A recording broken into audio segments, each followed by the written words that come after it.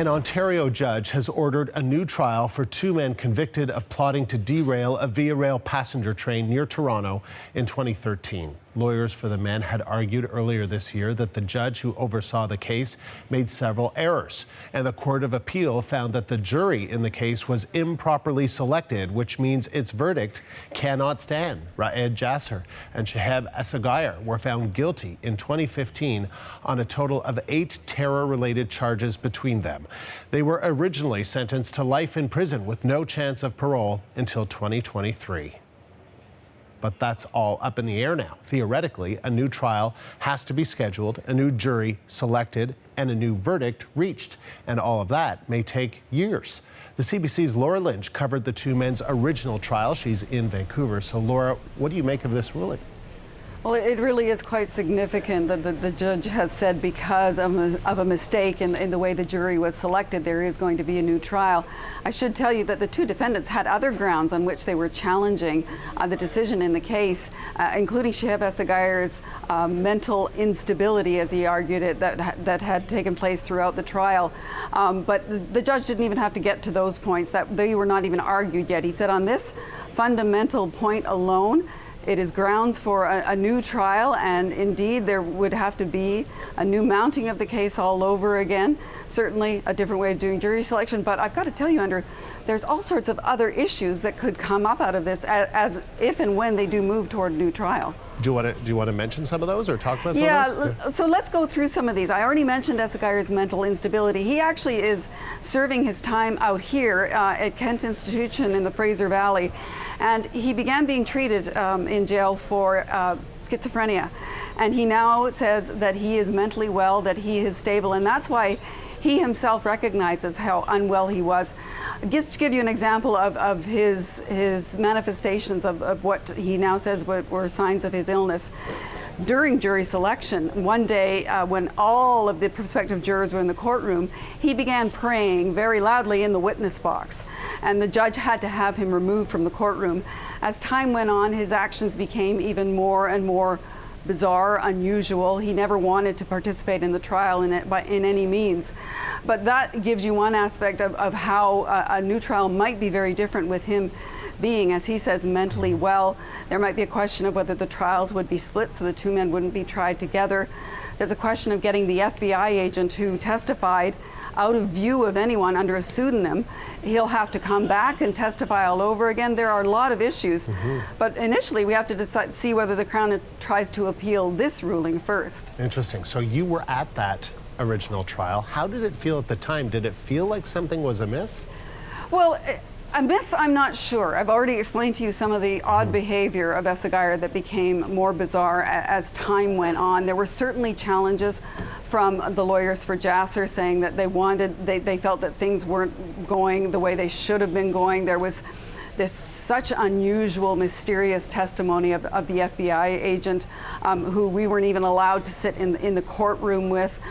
The jury deliberated for 10 days and came back several times to Judge Michael Coe trying to get some questions answered. So they were clearly struggling with their verdicts, and then they finally came out with the verdicts.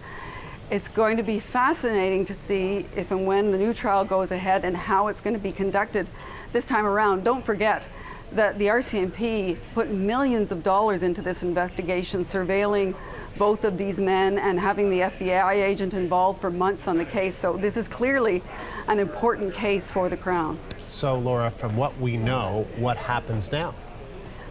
As I said, it's up to the Crown, I suppose, to decide whether it wants to appeal today's ruling to try to prevent a new trial from going ahead. That creates more uncertainties. If they decide to go back and start up a new trial, then it's a matter of trying to resurrect all of the parts that were involved in that last trial. It was a complex trial. There were witnesses that had to fly in from other places. There was extensive surveillance that was shown to the jury and the judge. All of that has to be mounted once again. I imagine that the two convicted men will stay in prison until and unless any new trial goes ahead. Laura, thank you. That is the CBC's Laura Lynch live in Vancouver. Now, as we mentioned, the new trial was a result of jury selection in the first trial. To talk about that, I want to bring in lawyer Dirk Steen. He knows about this legal challenge and has used it in defending his own clients. So, Dirk, first of all, what's your reaction to the court's decision? The court's decision, in my mind, wasn't all that surprising, given what had actually happened at the trial. This is a virtual mirror of what happened in some of the other cases of this nature. Since the court's decision in Husbands, an earlier case called Nuruddin, it wasn't a particularly surprising result. So I want to read a little bit of what the judge said in his reasoning, and this is what Mr. Justice Benjamin Zarnett said. Jaser's application to exclude unsworn jurors with rotating triers should have been granted, and the trial judge erred in not doing so. Can you explain what that means? It's hard to pack into a soundbite, but in a nutshell, rotating triers means that members of the jury, one after another, decide on who the next member of the jury is going to be. Fixed triers means that two members from the jury panel decide that same question. Essentially, the only way that you can get fixed triers, a whole brand new concept in Canadian law, is under the amendments from 640, which came in 2008, and they can only be done on an application by the defense. The error was essentially in this case in saying that there was in imposing this on both of the people, Mr. Jaser and Mr. Esseghaier, who did not want fixed triers. That was essentially the error. So can you explain or suggest why the original judge did not grant the accused's request to have prospective and all selected jurors excluded during the questioning process?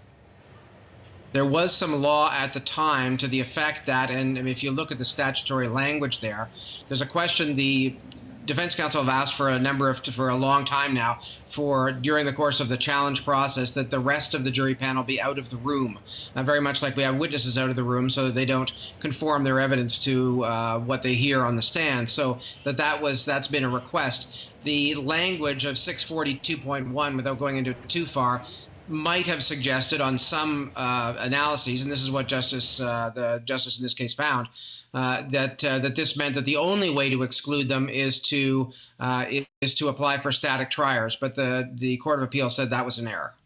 So there will be a new trial, or there could be a new trial, and if the facts of the case have not changed, what's the likelihood of a different outcome or ruling? Well, the additional wrinkle into this is that Bill C-75 has now come into effect. Bill C-75 says that the question of the triers for the challenge for cause will no longer be members of the jury at all, but it'll actually be the trial judge who will decide that. Now, that's likely to be subject to a number of challenges, which will themselves likely go all the way to the Supreme Court. All right, so that means we could be years away from all of this. And do we have any indication that, in fact, the Crown will remount another trial? I would assume the Crown would remount another trial. The better question, as said by one of your earlier journalists, is whether or not they'll appeal to the Supreme Court. The Supreme Court declined to review the matter in the Husbands case. I would imagine that's something that people are very much keeping their eye on in this case. It may well be that the Supreme Court would decline to hear an application for leave to appeal in this case. Do you see problems with a new trial? Do you see problems with the original trial and potential problems with the new trial? Listen, I wasn't part of that other trial. I can't really comment all that much on the nature of the new trial. As your previous journalist said, there are certainly a number of issues. One of the things that happens with the Court of Appeal not having ruled on any of those, there's no guidance for the judge below about what exactly they should do. There are appellate grounds, but they were never resolved by this judgment. The judgment only dealt with this particular discrete issue. What happens to the two men now who are in detention in this period of time where we try and figure out whether there'll be an appeal, whether there will be a new trial? Well, presumably the Crown's going to lay a new indictment shortly. They don't have a right to bail. They can apply for bail. I don't know their personal circumstances, but I mean, it would be, it's never an easy thing to get bail on a homicide charge, and presumably they didn't have bail before. So I would, on all of that account, it may well be that they continue in custody, but I don't know anything about this case in particular. All right, Dirk, thank you. That is Dirk Steen. He is a criminal lawyer and joined us from Muskoka, Ontario.